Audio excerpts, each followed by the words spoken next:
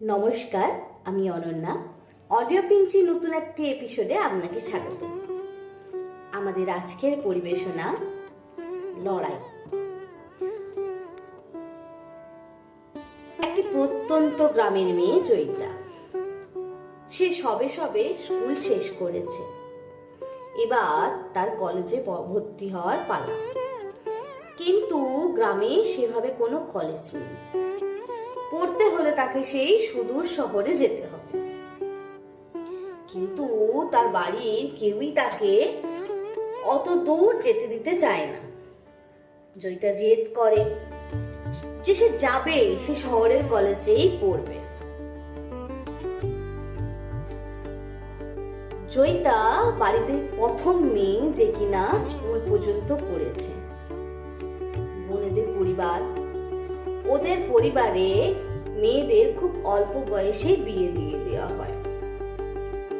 জয়িতার বেলাও তার অন্যতা হয় না।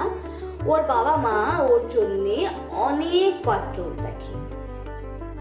কিন্তু জয়িতা নানান ভাবে, নানান উপায়ে তাদের উপেক্ষা করে। কখনো কান্নাকাটি করে, কখনো বা বাড়ি ছেড়ে চলে যাওয়ার ভয় দেখায়। সে জেদ করে, বাবা মার সাথে লড়াই করে দূরের কলেজে ভর্তি হয়। সেখানে সে সকাল বিকেল টিউশন করে এবং সেখানেই একটা মিশে থাকে। এইভাবেই কিছুদিন খুব ভালো চলতে থাকে। জয়িতা এখন সেকেন্ড সেমের স্টুডেন্ট। কিছুদিন পরেই তার পরীক্ষা আছে। হঠাৎ তার বাড়ি থেকে ফোন আসে যে তাকে বাড়ি আসতেই হবে। কিন্তু জয়িতা বারণ করে যে সে যেতে পারবে না, তার এক্সাম আছে। কিন্তু বাড়ির লোকের জোরাজোরিতে সে বাধ্য হয় বাড়ি ফিরতে। যখন জয়িতা বাড়ি গিয়ে ঢোকে, সে দেখে তার বাড়ি ঢোকার আগেই তার বাড়িতে কিছু অতিথি এসে বসে আছে। জয়িতার আর বুঝতে বাকি থাকে না যে এটা পাত্রপক্ষের বাড়ির লোকজন। সে তৎক্ষণাৎ ওখান থেকে বেরিয়ে আসার চেষ্টা করে, কিন্তু তার বাবা মা তাকে আটকে দেয় আর বলে এই পাত্র শহরেই থাকে, তোকে অনেক দূর পর্যন্ত পড়াবে।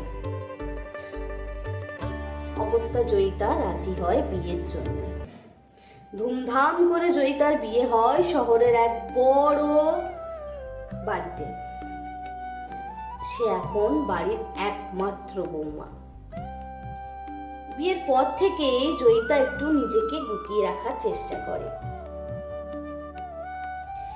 সে কলেজে যাওয়া বন্ধ করে। শুধু এক্সাম যখন হতো, জয়িতা ওই সময়টাই কলেজে যেত, আর বাদ বাকি সময় সে সংসারের কাজেই নিজেকে ব্যস্ত রাখত।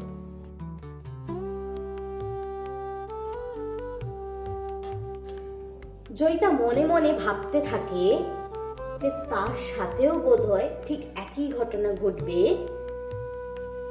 যা তার মনে হয় আর আইনজীবী হওয়া হবে না। জয়িতা এখন তার মার মতো গিন্নি হয়ে গেছে। মায়ের মতোই সুন্দর করে সংসার করে।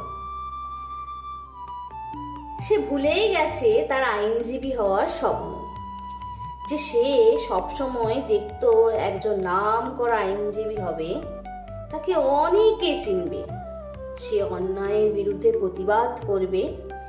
এভাবেই চলতে থাকলো জয়িতার জীবন। সবকিছু ভুলে, স্বপ্ন বিসর্জন দিয়ে সে সুন্দর করে সংসার করতে থাকলো।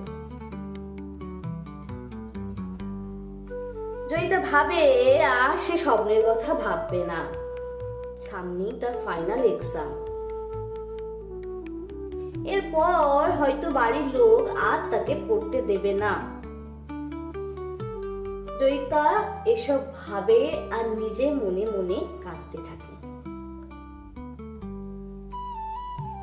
আর কিছুদিন পর দেখতে দেখতে তার ফাইনাল পরীক্ষা এসেই যায়।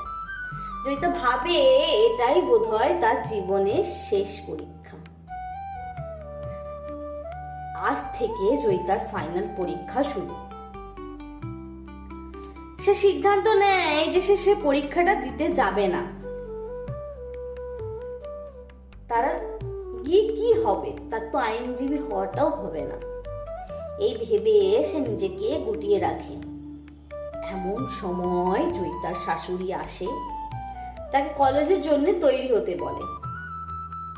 জয়িতা বলে সে পরীক্ষা দেবে না। এই কথা শোনার পর তার শাশুড়ি তাকে ধমক দেয় এবং বলে তাড়াতাড়ি তৈরি হও। জয়িতার কথা বাড়ায় না, সে তৈরি হয়। পরীক্ষাগুলো জয়িতা খুব ভালো হয়। জয়িতা কিন্তু জানে পরীক্ষা ভালো হলেও সে তো আর আইনজীবী হতে পারবে না। জয়িতার মধ্যে যেন এক বড় ঝড় চলছে। এইভাবে দেখতে দেখতে জয়িতার রেজাল্টের দিন চলেই আসে। এইভাবে দেখতে দেখতে জয়িতার রেজাল্টের দিন চলেই আসে। জয়িতার মন আজ খুব ভারাক্রান্ত ও বিষণ্ণ। সে জানে এটাই তার জীবনের শেষ পড়া। সে কলেজে যায়, গিয়ে রেজাল্টের জন্য অপেক্ষা করে এবং সে জানতে পারে সে প্রথম স্থান অধিকার করেছে। কিন্তু তার মনে কোনো আনন্দ নেই। মন খারাপ করে জয়িতা বাড়ি ফেরে। বাড়ি ফিরে দেখে বাড়িতে কেউ নেই। সে সবাইকে ডাকতে থাকে। সে ভাবে কারোর কিছু হলো না তো বাড়িতে। এই ভেবে সে আবারও সবাইকে ডাকে। তখনই তার শাশুড়ি ওপর থেকে তাকে সাড়া দেয় এবং বলে, বৌমা তুমি ওপরে এসো। জয়িতা যায়, গিয়ে দেখে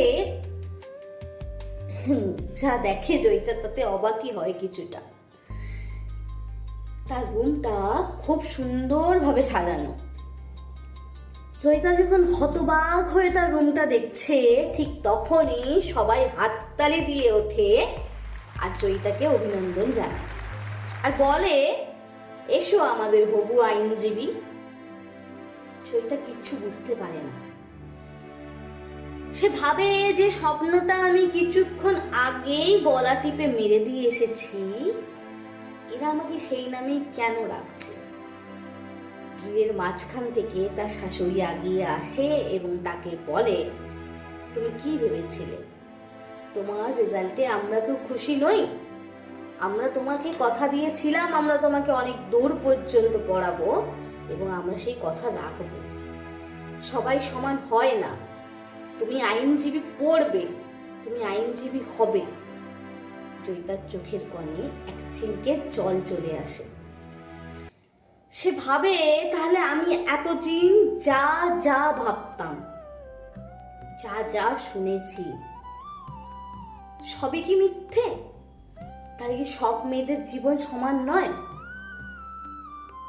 জয়িতা ভাবে, বোধহয় তা নয়। সবার ক্ষেত্রেই জীবনটা সমান হয় না। সব পরিবারই খারাপ হয় না। সে কাঁদতে কাঁদতে তার শাশুড়িকে জড়িয়ে ধরে। এখন জয়িতা এক নাম করা আইনজীবী, এক ফুটফুটে সন্তানের মাও বটে। এইভাবেই জয়িতা জীবনে লড়াই করে একদিকে সংসারও সামলেছে, একদিকে নিজের ইচ্ছেও পূরণ করেছে। আর হ্যাঁ, এটা তার ওই সুন্দর পরিবারের জন্য, যারা সর্বদাই তার পাশে ছিল। বিয়ে মানেই জীবন শেষ নয়, বিয়ে মানেই স্বপ্ন শেষ নয়। কিছু বিয়ে নতুন স্বপ্নের চাবিকাঠিও হয়। জীবনের লড়াই করেই বাঁচতে হয়। জীবনটা একটা লড়াই। নমস্কার, আমাদের আজকের গল্প এখানেই শেষ। পরবর্তী এপিসোড দেখতে চোখ রাখুন অডিও ফিঞ্চিতে।